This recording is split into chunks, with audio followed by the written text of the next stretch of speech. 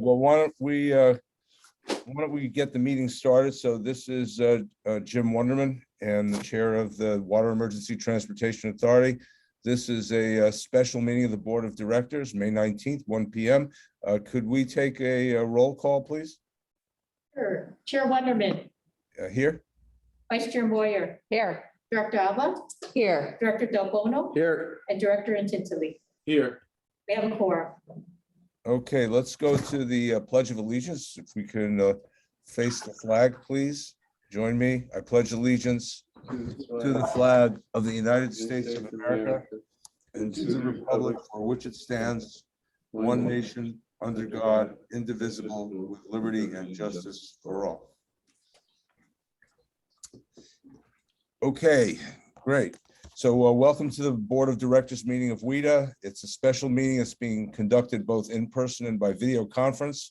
It is being recorded. To reduce background noise, all participants will be joining the meeting in listen-only mode and muted during the discussion. WETA welcomes comments from the public. As this is a special meeting of the board, public comments are limited to the listed agenda items.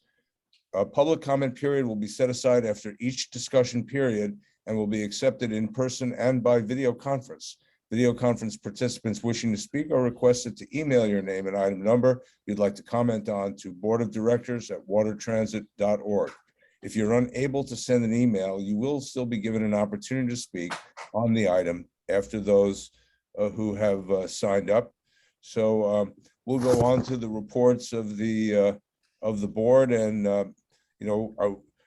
I won't make any comments because I just did when we met very recently. So I'll move on. Do other directors have comments? Tony and Tintley, you have any comments? No, it's a nice day. Thank you. It is a nice day. Director Moyer? None from me today. Okay, thank you. Director Del Bono? None for me. I'm all good. Thank you. Thank you. Director Alla?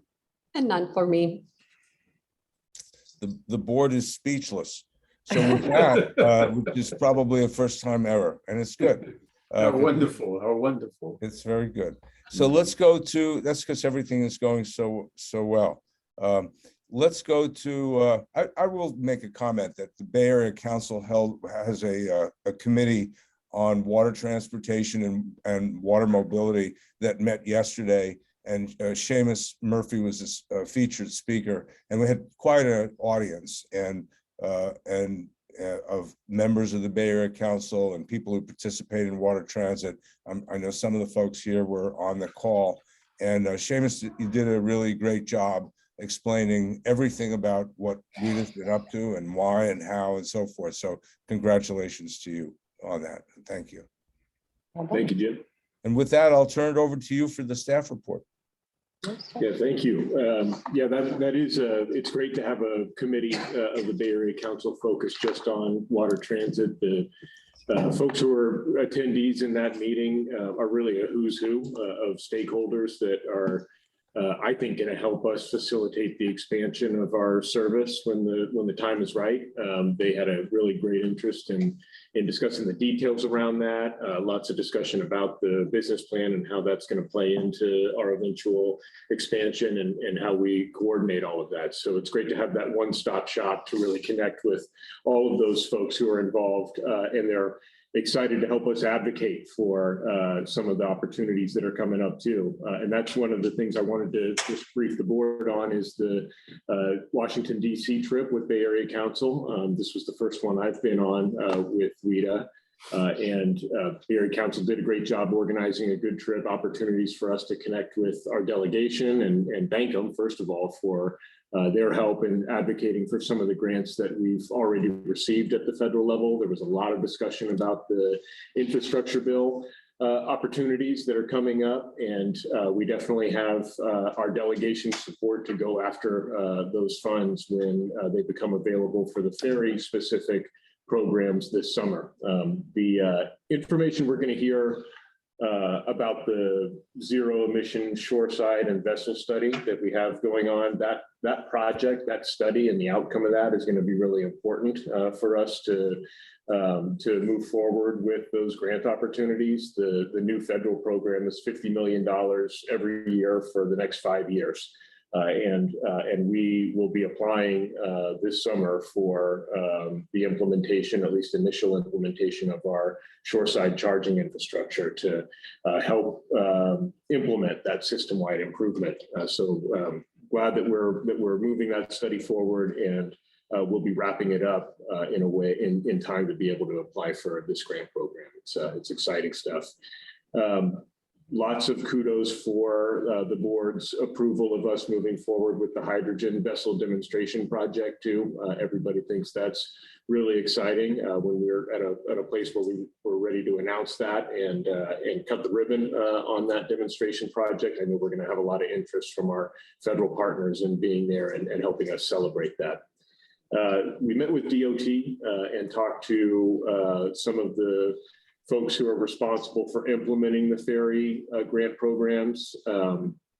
They, gave us some supportive comments as much as they could, hinting that project will compete well for the federal programs coming up. We also talked about Buy America and the difficulties that we're anticipating having with when we start to implement the zero emission program and complying with Buy America as it exists today. It's just not an industry that's really ripened in the US yet.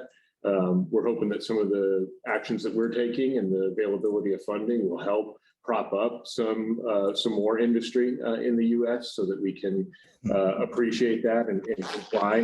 But there are thankfully some ways for us to move forward with exceptions to Buy America for these kind of specialty projects if you're really on the cutting edge and be able to move that forward. So we're interested in learning more about that with DOT, and we connected with some good folks who will be helpful in navigating that moving forward. And then Jim, just my compliments to the Bay Area Council staff. It was sad not to have you there, but you're doing a good job running the whole trip. It was really seamless. So especially thanks to John Grubb for taking over and making sure that we all got to everything on time. It was good. And then also wanted to report to the board that the CTA, California Transit Association, has a new seat, the passenger rail and ferry vessel seat, and I was elected to take that seat and serve on the executive committee. I think it's going to be a good way for us to elevate our ferry system and just water transit in general around the state in the conversation about statewide transit policy and legislation. It's consistent with our bill that Assemblywoman Bonta is carrying for us to make sure that all of the programs that are existing for electric bus implementation are also available for electric ferry programs to compete for. So good timing all around, and I'm glad to be back on the CTA executive committee. It's a good group and just a good resource for us to have at our disposal. With that, Jim, nothing else to report. Okay, thank you. Any questions from the board members? Nope. No. Anyone in the public wish to query the executive director? We can take a moment for that on his report. Well, thanks, Seamus, for the nice comments, and I'm glad that you were able to participate in the trip, and I'm sad that I wasn't, but I only heard good things about it, and it was a good opportunity to connect with members, some of them who we haven't seen in a while for obvious reasons, and it's really important. It's not easy for California to connect with their legislative representatives the way it is for folks on the Eastern Seaboard, for example, who do it rather routinely. And they can get on a train and get to DC and get home for dinner.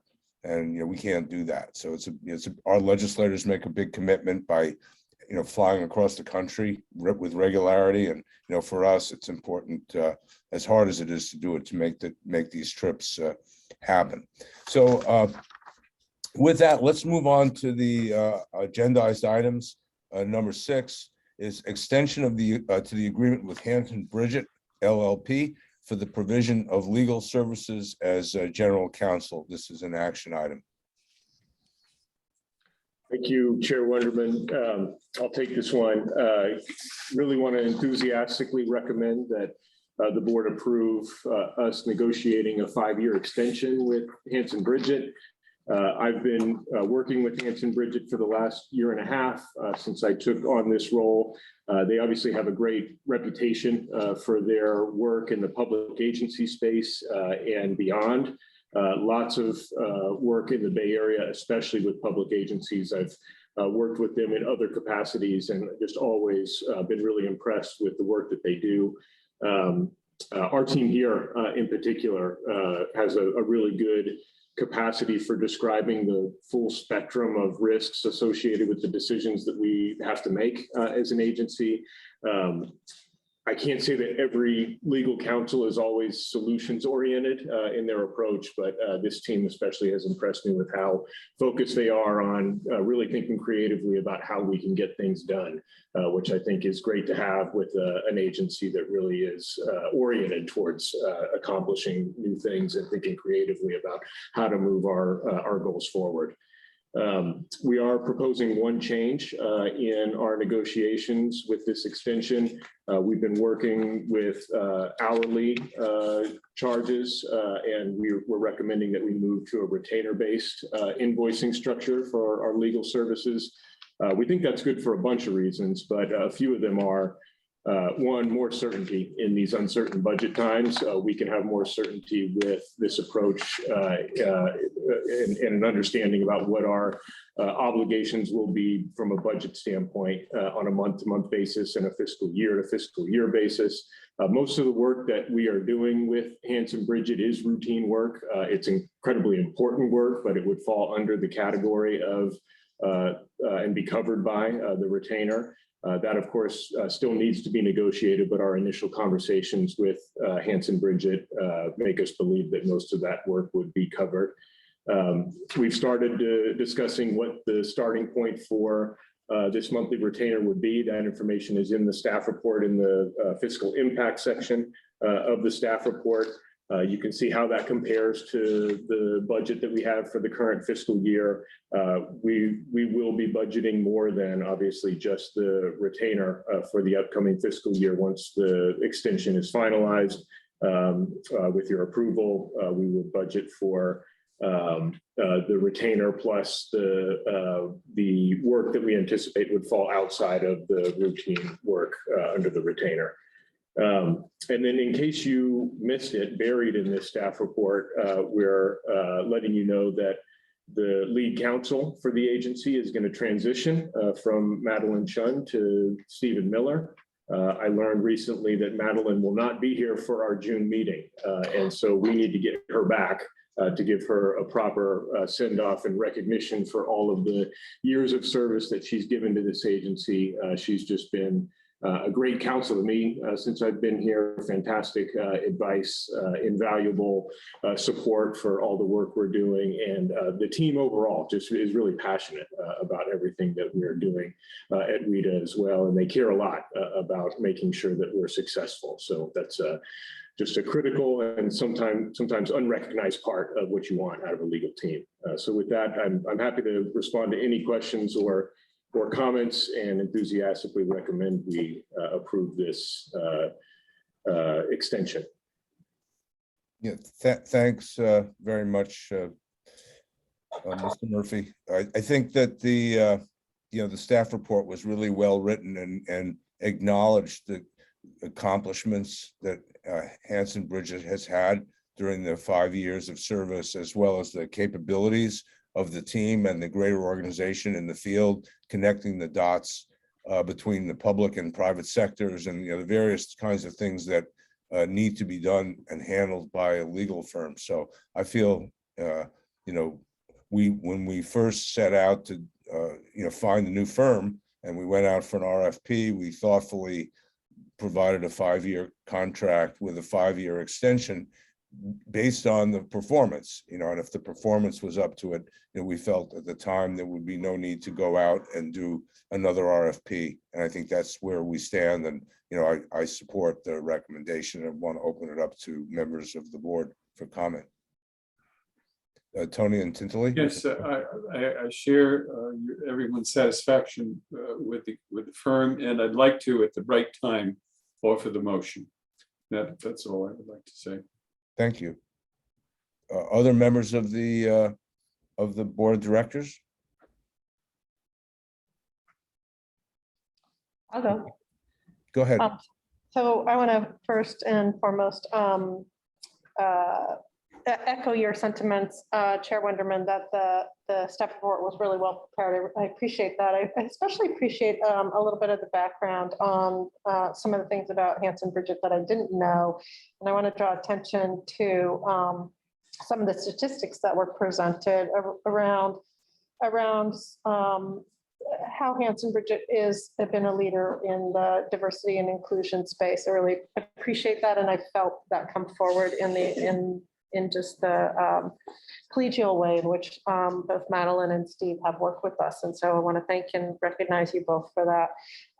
Madeline, I really do want to thank you. You've been really instrumental in my transition onto the board, which I think is a critical part of the service. Keeping us out of trouble as board members is probably first and foremost the responsibility, but also just the sage advice that you and Steve have given us, as well as the options that you've given us so that we can move forward with the visions that we want to do on behalf of all the stakeholders, particularly these last 2 years, as we've seen just really uncharted challenges has been just incredible. And I'm really disappointed that you won't even be here next month, let alone the go forward year. So I hope you will come back and cheer us on from wherever you're going to be spending a sunny Thursday afternoon, first Thursday of the month from here on out. And then the other thing I would say is I was really pleased to see that the original solicitation process contemplated the ability for a renewal, so that all of the potential bidders had that same opportunity, and allowed us to not have to invest precious staff resources to go out while we're doing so many important other things, which is, as we're going to talk about here at the end of the last item on the agenda, really trying to influence other parts of our vision. So thank you to whoever thought of that 5 years ago. That was very, very prescient. And then lastly, I really support the move to a retainer model. I think the challenges of delivering on our vision going forward, that will be the structure that suits us the best. So I'm very supportive of this as well. Thank you. Thanks, Director Moyer. Other comments from the board? Oh, I think, Tony, did you want to offer the motion or? Yes, as soon as we've had public comment or whatever else, yes, I'm prepared and want to offer the motion. Is there any more comment from the board? I think you all gave us a really good summary of what a success it's been to have you on board, and to continue that relationship is fantastic. It is a solutions-oriented partnership, and there are so many unknowns that you have navigated successfully and strategically. And I am so happy to hear that we hopefully get another 5 years with you. So thank you. Okay, members of the public, has anyone signed up to speak on item 6? No one has signed up. Steve Miller, you want to say anything in your own defense? Only that I'm smiling broadly, sure. I'm smiling under my mask, and thanks for the opportunity. We love working with and for you all, and we're honored that you would extend our contract, and we'll continue to do you proud. I'm looking forward to the next few years. And thanks to Madeline for all of her great leadership. Okay, with that, I'm gonna turn it over to the vice chair to take the motion, because I'm gonna recuse myself on this one because the Hanson Bridget is a member of the executive committee of the Bay Area Council, and its managing partner serves as the secretary of the Bay Area Council. So I'm gonna recuse myself. So I'm gonna turn it over to Director Moyer to go from here. All right, thank you, Chair Wonderman. So with that, I believe we had no public comment, so shall we take a roll? Yes, I've offered the motion. Oh, yes, the motion, sorry. Shall we have the motion? I'll second the motion. All right, with that, shall we have the roll? Vice Chair Moyer, Yes. Director Alba, Yes. Director Del Bono, Yes. and Director Intensive. Yes, With that, the motion carries. Steve, welcome aboard, full time. Thank you. Thursday afternoon. Madeline, enjoy your Thursday afternoons. Thank you so much. Remember us. Thank you so much. Okay, thank you. Let's move on to item 7 on the agenda, approved purchase of insurance policies for fiscal year 2022 to 23. Thank you, Mr. Chair, members of the board. Today, this item is your annual review and approval of our insurance program because the total cost of the policy is what it is. It's above what the executive director could execute on his own. I wanted to let you know that our insurance advisors and brokers are on the call. PJ Skarlonik is here. He's with Alliant and able to answer any technical questions that I can't answer. But basically, this item is to give us authority to execute up to $674,272 in insurance policies for the year. We are in the process. We do not yet have the quotes from the policies. So we're coming to you in advance because once you get the quotes, you have to execute them very quickly. There isn't time to come back to the board. But we list in the staff report, there are 7 separate policies, and there is actually an error. It lists 8, and that's because the automobile liability is listed separately from the special liability. That is, special liability is auto insurance. But these are the 7 policies that we purchase every year. The staff report outlines the staff report and the attachment outlines the coverage and the estimated cost, which because of the state of the insurance world, mostly the property insurance, which is our main cost for what we purchase directly. You know, the insurance world is going crazy lately because of fires, floods, disasters. So we have built in a 15% increase in rates in most of our policies. In addition, the property policy is linked to a cost index that makes it even higher. So this just outlines what we anticipate. We are hoping that we'll be able to come in lower than that amount. In fact, we estimate that we probably will, but we wanted to give ourselves room in order to be able to execute them and include them in the budgets that we'll bring to you in a couple of weeks. And then I just want to also remind you that this is in addition to what Blue and Gold purchases. They have an umbrella policy that covers $49 million worth of liability as well as other things. So those 2 efforts together make sure that we're well protected in both the property and liability area. And I'll just stop there and see if you have any questions. Okay, thank you. It's a thorough report and explanation. I don't have any questions. Do members of the board of directors have any questions for the CFO? Nope.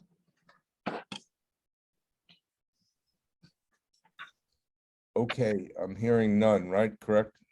correct. Let me turn it over to the public. Has anyone signed up to speak on item number 7? No one has signed up to speak.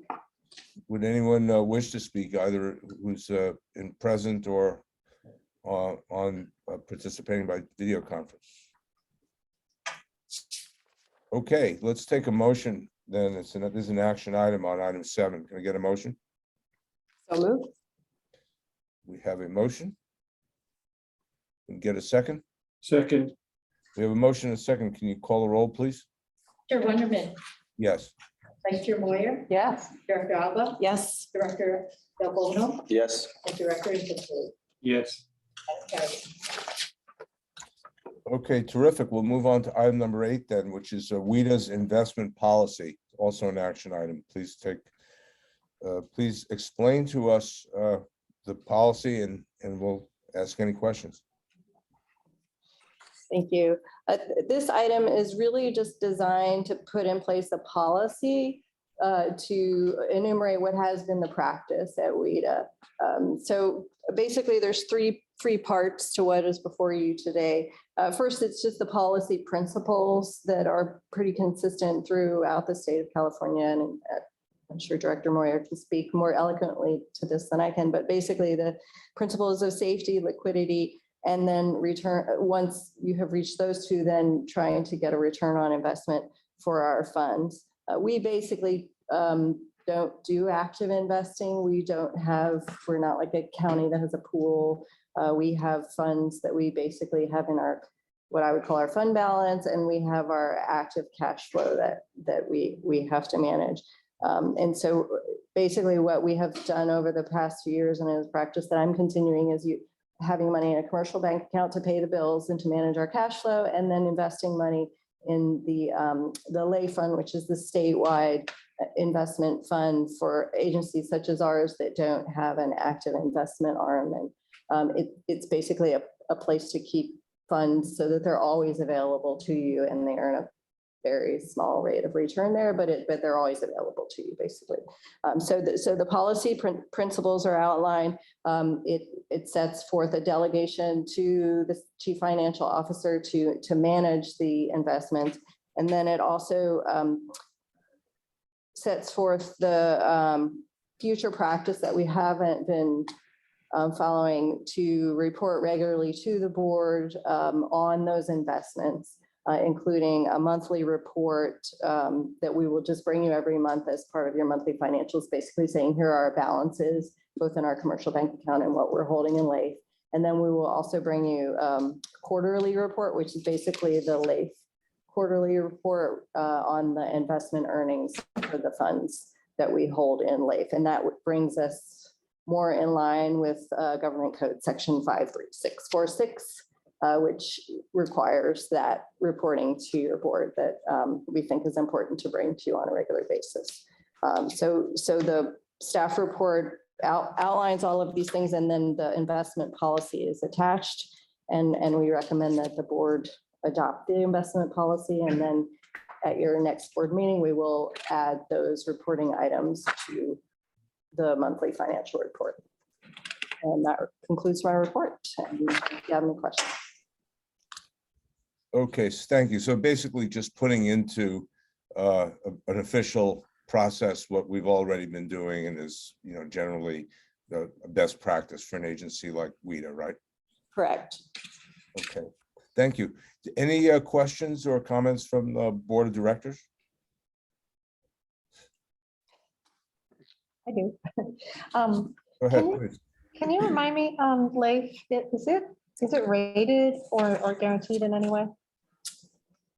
I do not know off the top of my head. Okay.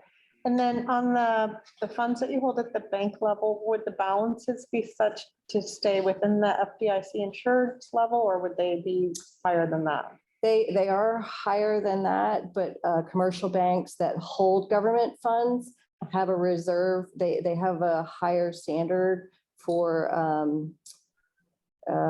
reserve isn't the right word, but they have to hold at least 5%, I believe, of government funds separate. So it tends to, the fees tend to be higher because there is a higher standard for holding government funds. So there is more security for government funds, but it is above the FDIC insured rate. And so what I try to do is keep enough there. It's fairly easy to move money back and forth, but what we try to do is keep enough money there to cover the fees that we have to pay to Bank of America, who is our bank, and who, like, I think many governments use, or at least in San Francisco they do, to pay bills. So for example, if we know there's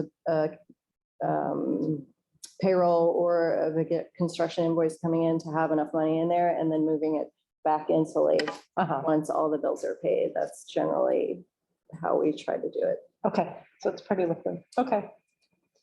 And then do we have anything in a money market? So the money market was really just because we don't have any separate money market investments, but the Bank of America, we have a couple of separate accounts in Bank of America because some of the funds are required to be segregated. And those do a nightly flow into money market funds. So I wanted to just be clear in the policy that that is an allowed practice, even though it's in a bank, it's technically the overnight transfers for those funds happen. So then just to make sure, so all the capital funds would be in LAIF until there's a call on that. Correct. Okay, great. Thank you. Thanks, Director Moyer. Other directors with questions, comments? Nope. Okay, hearing none. Members of the public, is anyone signed up to speak on item 8? No one has signed up. Okay, thank you. And would anyone like to speak on item 8? Okay, hearing none, why don't we take a motion on item 8, please? I will move. We have a motion Second. and we have a second. Can you please call the roll? Chair Wonderman, Yes. Vice Chair Moyer, Yes. Director Alba, Yes. Director Del Polo. Yes. Director Tinsley. Okay, thank you very much. Appreciate it. And we'll move on to item number 9, which is the last item on the agenda. And it's an information item with a lot of information. So a water zero emissions study update. Please go ahead. Thank you, Chair Wonderman. I'm going to hand this over to Chad Mason to get us started, but first just wanted to point out we do have a number of consultants and some of the WETA team on the line virtually to present this item. We are trying to make sure that we are presenting this information in person whenever possible. I think it's sort of a silver lining that we're able to have some of these virtual presentations, but we do recognize the value of being able to present in person. As you can imagine, there's just some unique circumstances that are coming up now more frequently than ever that prevent people from being here in person. So just want to thank the team for rolling with some of those punches. And with that, hand it over to Chad to get us started. Thank you, Chad. Thank you, Seamus. Can everyone see the presentation? Yes. Okay.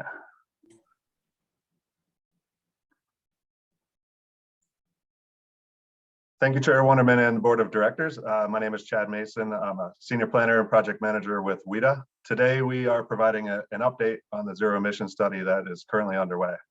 Joining me today with the presentation are staff from Aurora Marine Design and Aero. We last presented an update in October of 2021. Since then, we've made substantial progress, as you'll see in this presentation.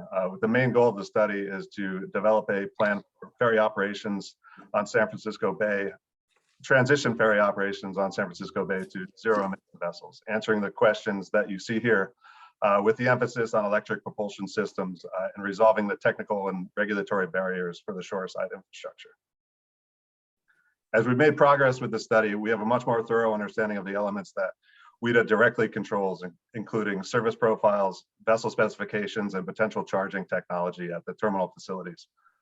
The shoreside infrastructure component of this work is much more difficult to predict and control. This is largely due to the complexity of the urban environment surrounding much of our facilities. For example, the downtown San Francisco terminal will be the most complicated and expensive facility in the WETA system to electrify. Many variables exist, including the current grid and the current energy demands. And then you add in the future of the grid and all of the future energy demands and new users that would be coming online. Neither of those are static. In addition, the long-term objectives of WETA's transition to zero emission technology is unfunded, and the timeline for phasing under our optimal implementation timeline tries to take that into account. To get a better handle on this, WETA has engaged many of our partners, including the Port of San Francisco and the San Francisco Public Utilities Commission, to better understand the local grid constraints and participate in other efforts underway to enhance the local grids. For example, the Port is coordinating with the SFPUC on a long-term plan to enhance the electrical grid in the Northeast waterfront, decreasing the reliance on fossil fuels for users in that area of the port. WETA is now a part of this conversation, and we will continue to coordinate and be a part of the planning effort going forward. This slide shows the structure of the study effort. Part of the study is funded by California Energy Commission grant, and the result of that grant will produce a blueprint document that will provide WETA with some programmatic guidance as we progress into this transition. Much of the work underway now is beyond the scope of what is covered of the CEC grants, and we will continue along with that effort. WETA is also contributing a substantial amount to fund the current work product.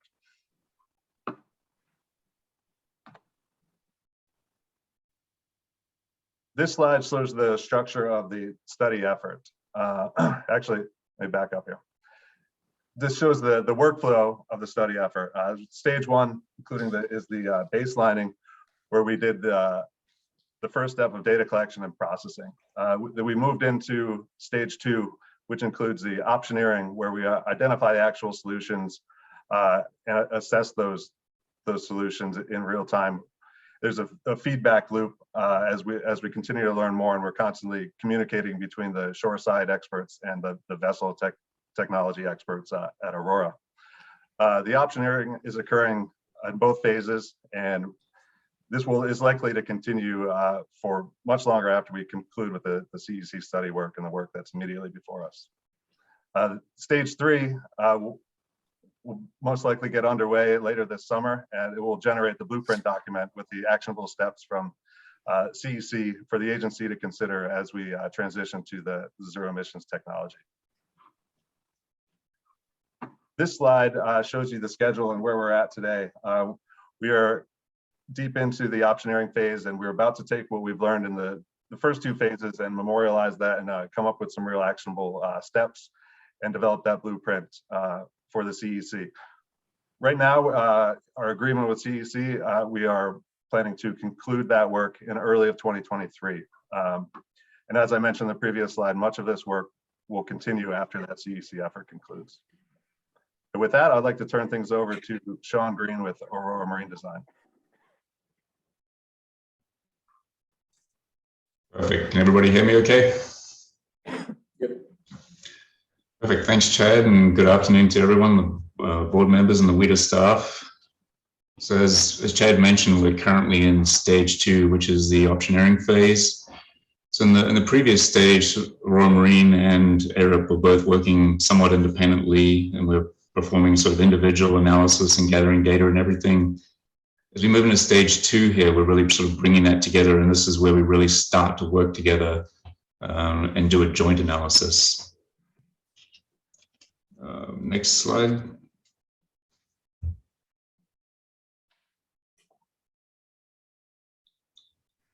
So this slide, this is the fleet electrification schedule. So before I get into the optioneering phase too much, I want to give everyone a bit of background on the basis for our analysis. The slide shows the schedule for transitioning the fleet over to a zero emissions propulsion. So this comes from, all of this is derived from WETA's growth projections and also from the CARB fleet emissions plan. So on the vertical axis, we can see the overall number of vessels in the fleet increasing over the years. Horizontal axis is the ascending years. So the important things here, you can see the yellow are all the diesel vessels. We can see those slowly fading off. The light green is the battery electric vessels. You see those slowly being implemented. And the dark green is the sort of to be determined vessels, which are going to really rely on future technology like alternative fuels, hydrogen, etc. So we have two predicted timelines here. One is an optimal implementation, and the other was a conservative implementation, which both derive sort of from the CARB emissions plan on one end and sort of more aggressive on the other end. The next slide We have selected the optimal implementation, and that is what our baseline for all of our analysis moving forward. And the reasons really for this is because the technology exists today to transition a significant percentage of the vessels to electric propulsion. And the major hurdles that we understand are really infrastructure and funding. So by selecting the optimal implementation schedule, it maintains some forward momentum and sort of keeps pressure on all the municipalities and the stakeholders to make it happen. Next slide. So the key factors that sort of want to sort of set the stage for our analysis and all of the constraints associated with it. The ridership demand is sort of based on the existing data and growth projections. We're attempting wherever possible to mimic the current service profiles. So this is in terms of operating tempo and really just trying to maintain the passenger experience to the extent possible. So we're trying to start with something that really mimics WETA's service profile today.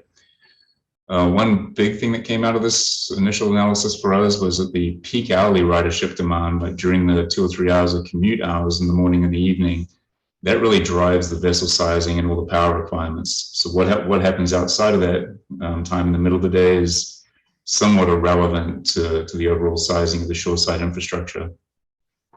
Another really important thing that you'll see come up, and Chad touched on it already, is the San Francisco Ferry Building is the common hub for most routes, and that's the one that's going to require most attention. On the charging side, we've sort of seen 2 charging levels develop. The smaller vessels with smaller battery packs on board are going to require and can only really handle 1 to 1.5 megawatts of power input. And then we're seeing the larger vessels are really going to require up around 4 to 5 megawatts of power. So these are sort of very different charging systems, and we'll touch on that a little more later as well. So with the ferry building being such a choke point for everything, we're really going to have to do some opportunity charging wherever we can at any of the other terminals. So whatever we can do to offload the San Francisco Ferry Building and make that as manageable as possible. Next one, Chad. So the optioneering itself, this is a very analysis heavy, so we've tried to summarize the process rather than bore everyone to death completely. So we take information in from leadership on the ridership demand. We take that and we develop the specifications for the individual vessels and routes, what we need to actually meet. We then go and we use all of these rapid analysis tools that we developed back in stage 1. And from those, we derive exactly what the electrical power demand is going to be, what the energy requirements are. So ultimately, this gives us exactly how much energy is going to be required throughout the day, sort of on a minute-by-minute basis. And we then take this and we hand it all over to Arup, and then they take that energy requirement, turn it into electrical specifications, and then go back to the grid to see whether the grid capacity can actually meet the demand. Normally, it's going to end up being upgrades or some modification required to the grid. If for whatever reason that can't be met, then we have to go back and we take another look at the vessel route and look at the actual, the whole fleet planning and run that back through and try something different. So eventually, if you want to get to a point where the grid and the demand are in balance, and at that stage there, we can proceed to stage 3. Next slide. So one other thing I just wanted to drive home on this was that this very complex sort of analysis that we're doing, we have to do this. This is a multi-year project, and it's very much phased. So we have to do this every single year throughout the whole transition period. And we need to make sure that we can have the energy demands in balance throughout the whole transition. So next slide. So during the last update, we introduced some preliminary phases for converting the fleet, and we're continually refining this. The current rollout plan looks something like this. What's important here are the colors that represent the maturity of electric propulsion technology that allows the vessels to operate on these routes, not the shoreside infrastructure that supports it. And that's something that Arup will discuss the shoreside portion later in the presentation. So the color coding here, The green is feasible today, like the vessels technology exists today for us to turn these into battery electric vessels. Green is feasible today with current technology.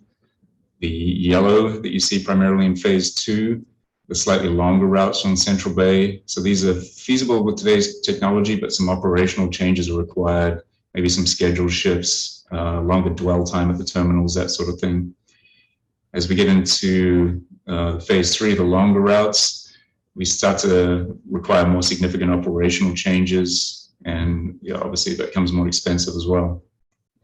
Currently, phase 4, the extremely long routes we have are just not feasible with today's technology, and we're looking to some sort of future technology, such as ammonia, hydrogen, or methanol. Any of the alternative fuels will have to come into play there.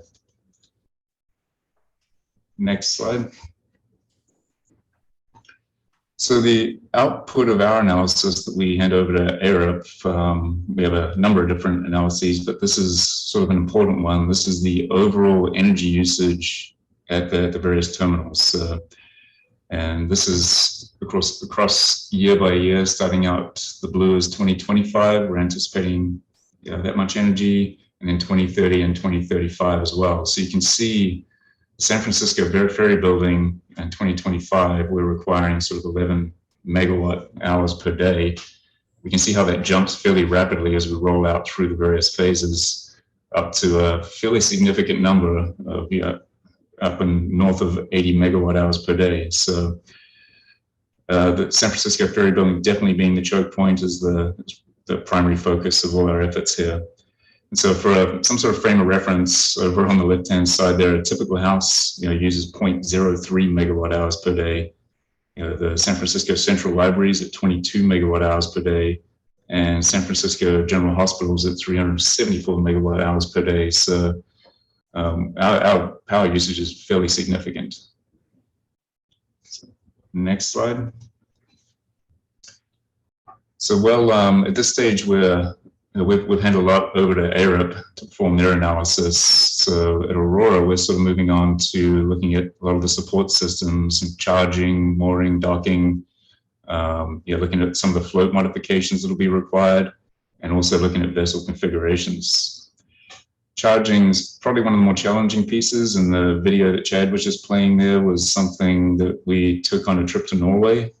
And anyone that gets a chance to go to Norway to check out their amazing infrastructure and all their electric ferries should definitely do so. This sort of highlights the difference in charging systems available to us. The guy in the middle with a vehicle style, albeit slightly larger style charging plug, all the way up to something that's playing in the video, which is a fully automated vessel. This completely automated operation has inductive charging like your electric toothbrush, and it also has an automated mooring system, and the guy in the pilot house does nothing. He's completely hands off. Big cost difference between those two. So we're trying to strike a balance somewhere in the middle. We understand that WETA's fleet is going to have obviously various charging demands. So we're really hoping to come up with a modular charging system where we're not having to put 3 or 4 different charging systems on the float. We can have something that's modular where each vessel can select a portion of that that's appropriate for them, and we only have one piece of equipment. And next slide. So yeah, with that, I'm going to hand it over to Kaya from ARIP to talk about the shoreside work. Hello, good afternoon. So ARIP's scope for this project has really focused on the shoreside analysis. For part 1 of the analysis, it encompassed the baselining phase in which we analyzed the local grids of each terminal and identified potential constraints, including grid capacity constraints and space constraints. While space constraints are a potential concern, the biggest concern right now are the grid capacity constraints, primarily because of the associated timelines and costs with addressing those challenges. This graph on the right here shows the cumulative peak power demands that Aurora is projecting.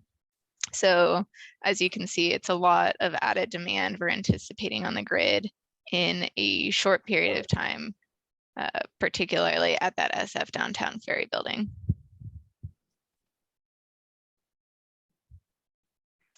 So in an effort to better understand the severity of the grid constraints, we graphed just the peak power demands at each terminals as visualized here, which really again emphasizes how much demand we're anticipating at that SF ferry building.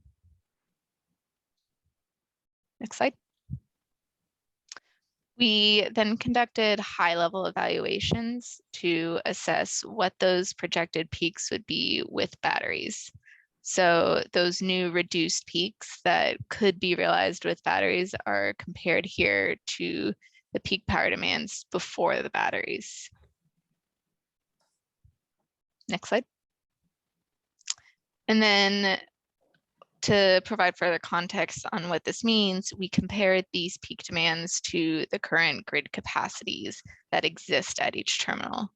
So this data was pulled from PG&E's integration capacity analysis map, as well as collected it directly from Alameda Municipal Power. There are some terminals that could reduce power demands enough such that those terminals could mitigate the need for drastic and costly grid infrastructure upgrades, such as adding in a new substation, but there are considerable constraints across all of the terminals. So thinking about this in terms of the planned phasing, we observe in this initial phase that there are minimal to no grid upgrades required. So we're anticipating about 1 megawatt of capacity at Treasure Island, but there are some minimal upgrades that will be required at the SF Ferry Building and Mission Bay in this phase 1. As we move into phase 2, however, and more ferries are passing through that SF Downtown Ferry Building, we're anticipating much greater demands on the grid, requiring more significant upgrades. Because of the existing grid capacity we're seeing now, we're also anticipating upgrades in Oakland, Alameda, and Berkeley, and then some more significant grid upgrades at Seaplane Terminal. And then finally, in phase 3, as we extend that service out further to include Richmond and South San Francisco, will require even greater demand on the grid. So these terminals will also require minimal to significant upgrades, as shown at Harbor Bay. So for part 2 of this project, as we move into the optioneering, ARUP is coordinating closely with stakeholders, including different utilities and manufacturers, to determine the best solution for alleviating the grid constraints, primarily focused on these 3 things shown here: grid upgrades, battery storage, and load management. Next slide. Our goal through this is to understand the exact grid capacity to optimize a solution given costs and timeline implications. So to be able to meet those capacity needs, we're conducting scenario modeling of the proposed solutions, upgrading the grid infrastructure to meet these capacity needs, adding in battery storage, and conducting analyses to determine the right size storage system, and then the load management through that opportunistic charging that Aurora mentioned. So these next slides illustrate how we're approaching this process. As the grid is now, the capacity meets the electrical demand, but as vessels are electrified, there will be an increase in demand and the current capacities will not meet those. So our first scenario considers those additional capacity needs, meeting those additional capacity needs through grid upgrades. A lot of our current engagement with the utilities is determining if it's feasible to pay for the grid upgrades and if it will meet the projected timelines. Scenario 2 is looking at adding in battery energy storage systems to meet those demands. So as mentioned, Arup is currently working through scenario modeling to identify that right size battery that would be required at each of the terminals to meet those increased capacity needs. As we model the different battery solutions, we're thinking about considerations like how much would a partial upgrade to the grid cost, or how much added capacity is required. And through this, we're assessing the right combination of grid upgrades and battery storage. Lastly, we can coordinate load management by charging at different locations during varying times. So through this, we will alleviate the demands on those more constrained grids that we saw.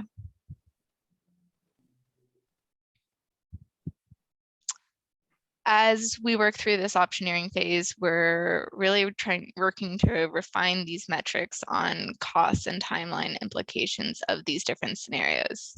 So these metrics are being further defined through ongoing conversations with the different utilities. And now I will hand it off to Tim.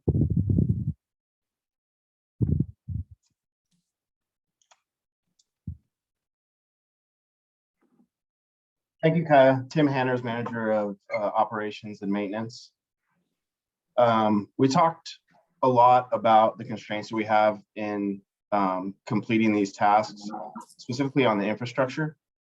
We wanted to give you a brief overview of what we're doing as a staff currently to complete phase 1 of this study. Phase 1 of this study is the shorter routes from Treasure Island to downtown San Francisco, Pier 41 and Pier 48.5. In 2020, WETA was awarded a grant through the TIRCP to build one 99 to 149 passenger all electric vessel. That included money for infrastructure to accomplish that. Right, currently that is being held up with some funding constraints. So we haven't been able to start that project yet, but we anticipate that we will be able to start that shortly. In 2022, we applied for another grant to the TIRCP that was awarded with additional infrastructure money.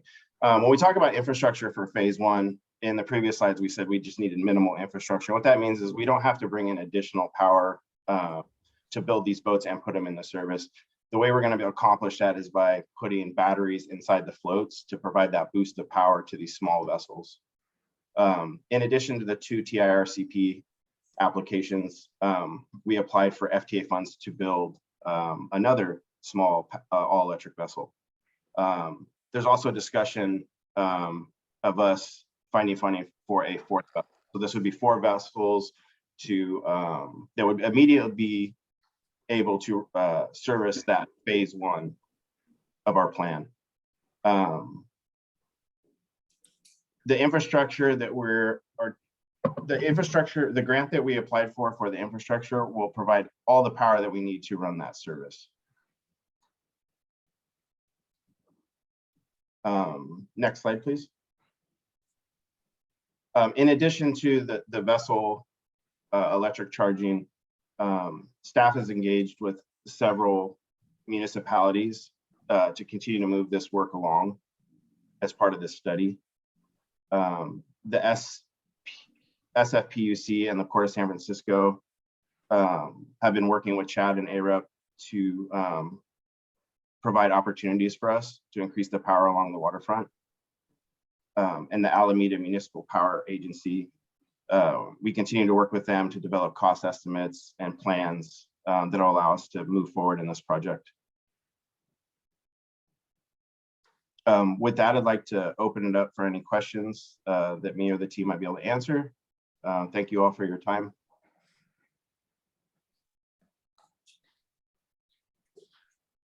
Okay, we've reached the question phase. So there's obviously a lot there, and we're dealing in a world of uncertainty here. So, so we know we have to move forward at the same time, in some ways, we don't know exactly where we're going, but I think we're trying to improve the odds in every case that as we get somewhere, we're in a better position to be where we need to be.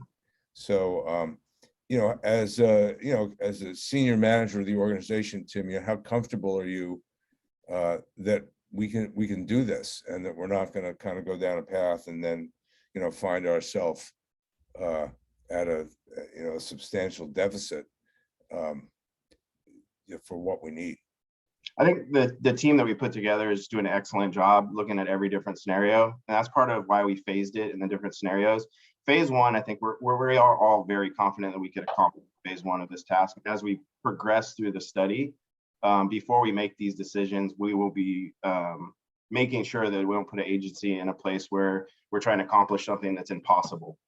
And that's why we're putting so much time and effort into this study, and we're going to continue doing that. But I'm really proud of the team that was put together, and the leadership from Seamus on and the board for giving us these directions. And it's really exciting for the agency, and I'm just really excited I could be a part of it.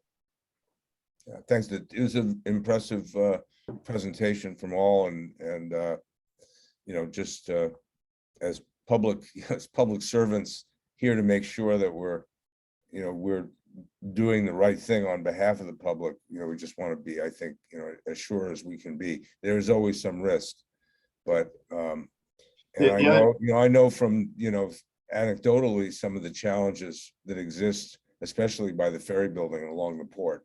Some difficult issues over there, and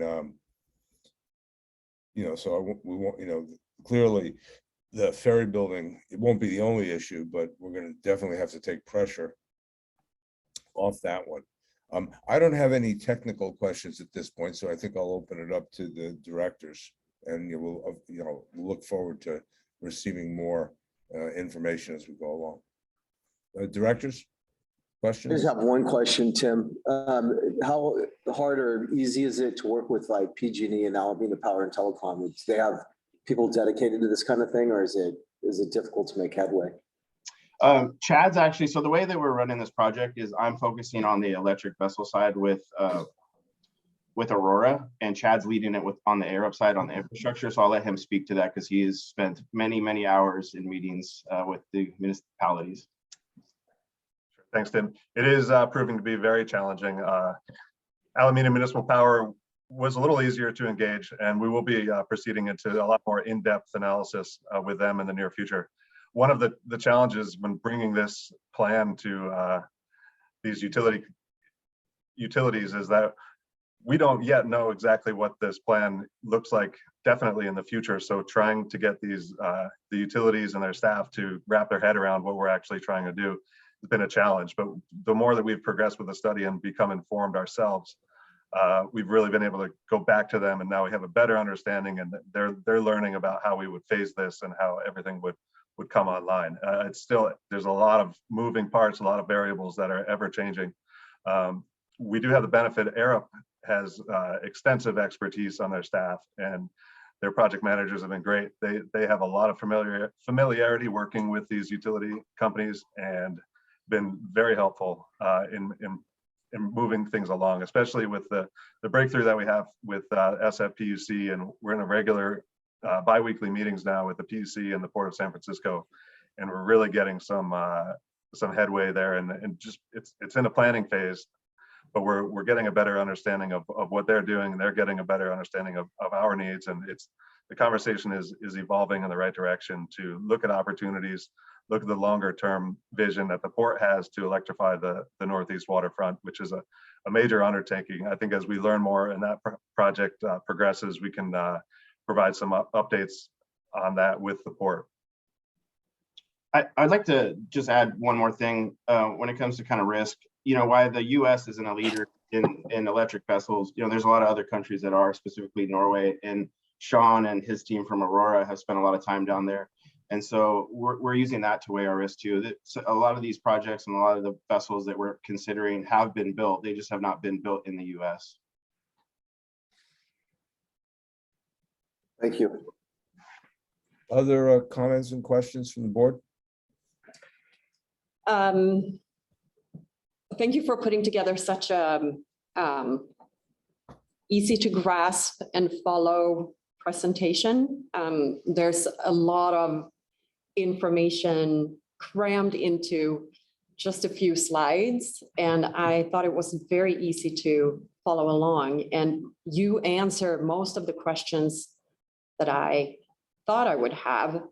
I'm going back to just the optimal implementation and the number of vessels projected by 2035. Has there been a discussion with what is being developed in the service vision and business plan? Or how did you come up with this magic number? That number was developed based on the work that Mike has done in the business plan. Okay. Great. And by 2035, the consultant team and the WETA staff feel comfortable in the optimal implementation that almost all, but say 7 or 8 boats could be electric. Yeah, I mean, hopefully we can do better than that. It depends how technology progresses, but if we can get through some of these constraints with infrastructure, and I think we're making a lot of progress now, and I just think we need a little bit more time to push them along and find some funding opportunities. That is definitely possible. Yep, great.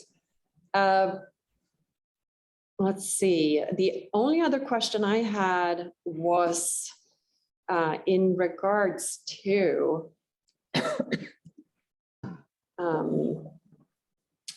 it's more a comment that it seems like the most logical solution is to ensure that we have battery storage with our, the grid and in the shore side, and whether we feel like technology is going to be there in time.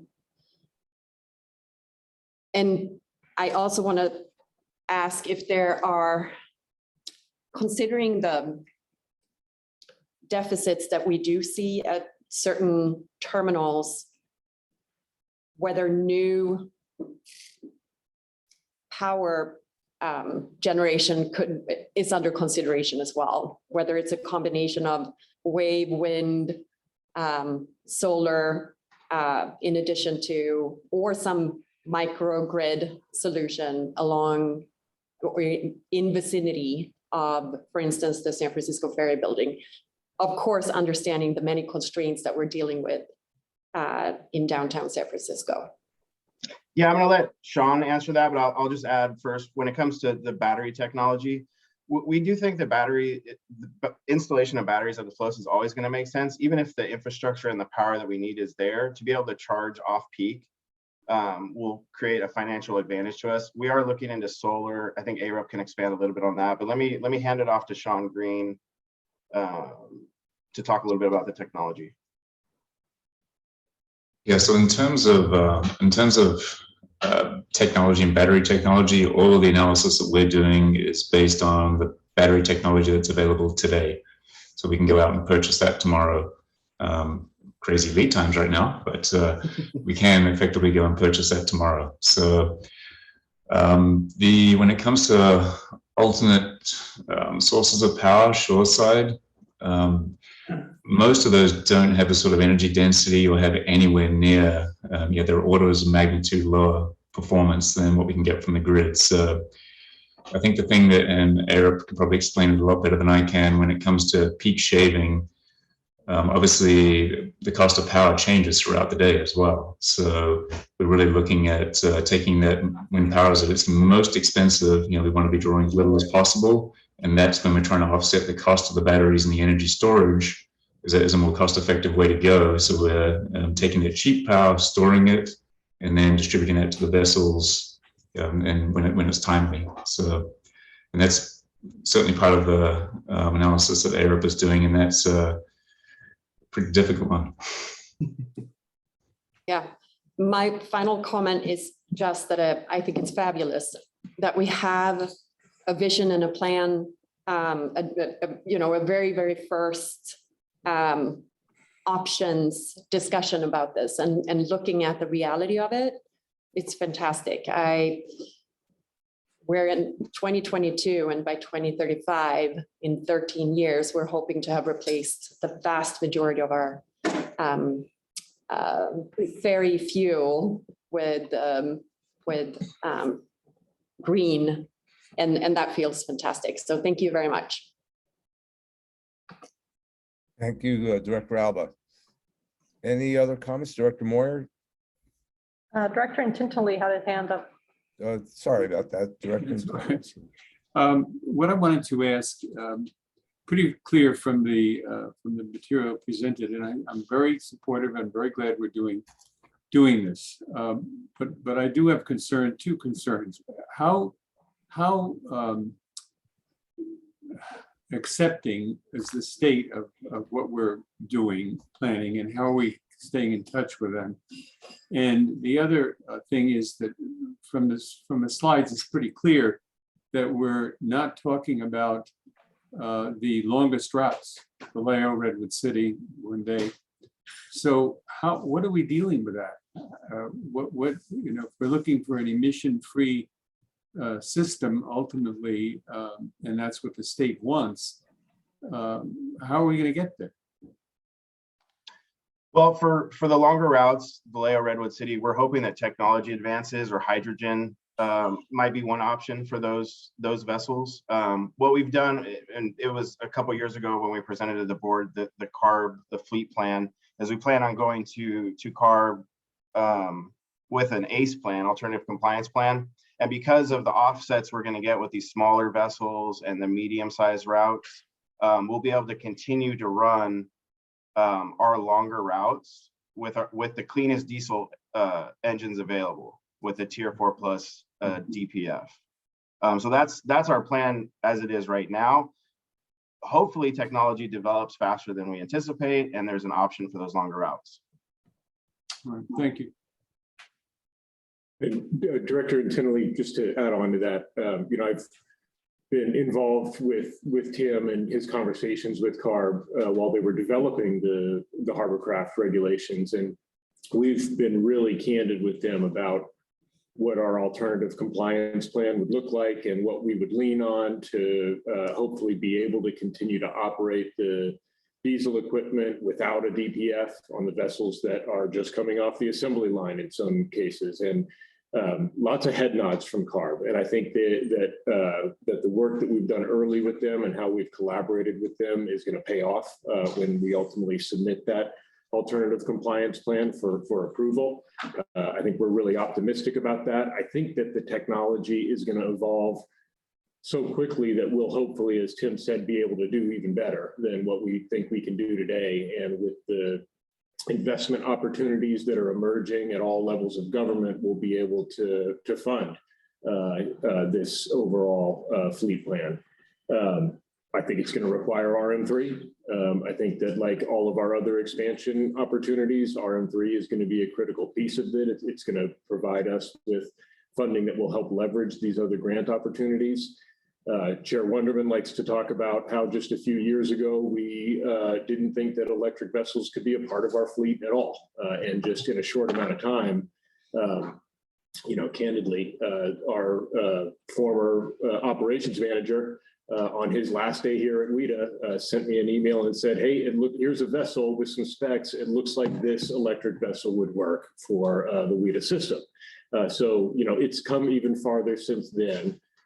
Sean talked about how much of a challenge it is to try and do a study like this when the technology is evolving so quickly. And so I just want to thank Tim and Chad and their teams for continuing to work on this. And thank you, Chair Alba, or thank you, Director Alba, for mentioning the business plan tie-in. When we come back to the board with the next update on this study, the dollar signs in Kaya's slide are going to be filled in. We'll have a good understanding about what investment it will take, at least based on what we know now. That's going to feed into the business plan conversation about what different service vision options we should be thinking about and how much they will cost and what we can ultimately afford in an environment where RM3 exists and in an environment where RM3 doesn't exist. And that's going to help us prioritize for the ultimate service vision that we choose. And we may end up choosing multiple visions with, in the absence of a full picture on the funding side. So that, I think, is how at least I think about all of these things coming together, and lots more to come. And just so we are not surprised when those dollar signs do come out, if you expect sticker shock, then it's not as shocking. So we should all expect to see some big numbers next to those items. Thank you. Thank you. Any other comments from members of the board? Yes, please. Chad, I think you were driving the slides. Would you mind putting up the slide with the, I think they were called sponsors or supporters? Because I think we went past that one. I think it was slide 2.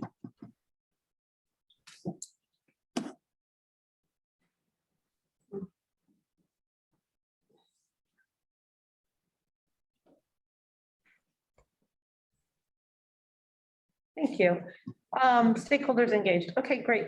So I was curious so for Chevron, Lennar, I guess primarily those two, kind of what does it mean for them to be engaged? And then my second question is, besides the Port of San Francisco, is the Port of Oakland engaged? Port of Richmond engaged? Are there any other waterfronts that are engaged? Yes. Let me start. We have engaged the city of Richmond, which the port is a department of the city, so they are in the loop. We need to add them to this slide. Sorry about that. Lennar is part of the Treasure Island development group, and we have had some initial correspondence and coordination with them. That will be progressing. Hopefully, in the next 2 to 3 weeks, we're going to have a meeting to really advance the shoreside electrical connection at Treasure Island, and working with the TA in that as well. And Chevron, I will let, I believe Sean and Tim are more familiar with the correspondence and communication with that entity. Want me to take that, Tim? Yes, please. So yeah, Chevron, we engaged Chevron fairly early on because they were making noises about building out some hydrogen fueling infrastructure in the Bay Area. So we were really looking at a timeline for that, even though the focus of the study is very much battery electric vessels right now. Obviously, we have to be mindful of future technologies and hydrogen and those longer routes. So when we heard about the infrastructure build out and potential build out, we engaged them so we could learn a little bit more about that, help us with the timelines as well. Great, thank you for that. I think there's others as well. Like I thought Sandia Labs was one of the corporations in the Bay Area that was active in the hydrogen space. And so I guess I'm curious what role they might play, if any, such as Chevron. Is it to help augment the infrastructure that might be publicly available, or to share in the technology to offset maybe the costs? Or I'm not quite understanding how they fit into the overall picture here. Yeah, and we have not engaged certainly Sandy as a leader in the Bay Area. We have sort of sidelined the hydrogen discussion a little. We were really just looking to learn a little bit about the long-term strategy from a major provider like Chevron. But because the focus was really battery electric and we were so deep in analysis on that with our hands full, we sort of sidelined this. But it is something we're going to come back to as we move towards this. We're taking the low-hanging fruit. Ultimately, we will be looking at the longer routes as well. Okay, and then what, and others in the battery space like Tesla, or, I mean, there's so much going on in that space. I guess I'm just trying to understand what the objective is of the stakeholders. Yeah, and certainly in the battery world, we have, we've reached out to all of the major providers, charging systems as well. We've been talking to, I think 3 or 4 I can name straight off the bat. So yeah, we're sort of doing that industry outreach in a big way. And I know we certainly haven't added all of their their logos onto this slide, which we could probably do that, Chad. Yeah, I just want, I'm okay. I think you've answered my question. I'm just curious how it will ultimately play into the overall demand for the grid as well. Monique, if I could just add something real quick. One of the constraints with hydrogen is the storage and the infrastructure that's required. For example, right now we're getting ready to bring the first hydrogen boat in. The only way to fuel that is they're getting a permit at one of the docks in San Francisco, and it'll have to be delivered by truck every time it needs to be fueled. So there's no storage capacity in the Bay Area or anywhere locally that can store a large amount of hydrogen so that we can run routine, robust service. And so that's the point of engaging, the Chevrons and the bigger utilities to eventually get to that. And as Sean pointed out, hydrogen is going to play a big, important role in this study. It's just later on in the phase. We're trying to focus on things that we can accomplish now and in the near future. And hydrogen, we will be reporting back to the board on our analysis of hydrogen and other emerging technologies. Plus, we're going to learn a lot from the switch boat that's coming. Yeah, thank you. Yeah, I was aware of that. Thank you. Well, good. Well, thank you. I think it's an interesting proposition. I don't